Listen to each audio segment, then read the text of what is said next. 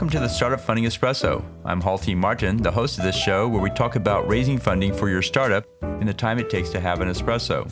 I hope you enjoy this episode.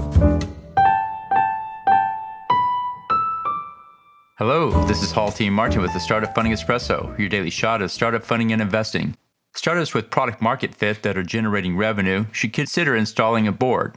The board of directors provides oversight for the company. Early stage boards should have an audit and compensation committee. The audit committee sets the policy regarding the finances, including control, expenses, and reviews. Compensation committee sets pay for the company's employees and ties the compensation to performance with a view to market standards. Compensation committee should approve all salaries, raises, options, and equity grants.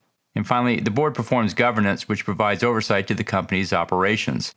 The board should have a lead director who sets up the meetings and drives the agenda with input from the board members. Lead directors run the board meetings and manage the CEO review process. And finally, there are board observers. They represent an investor group who has the right to sit in on the board meetings to gather information for the investors.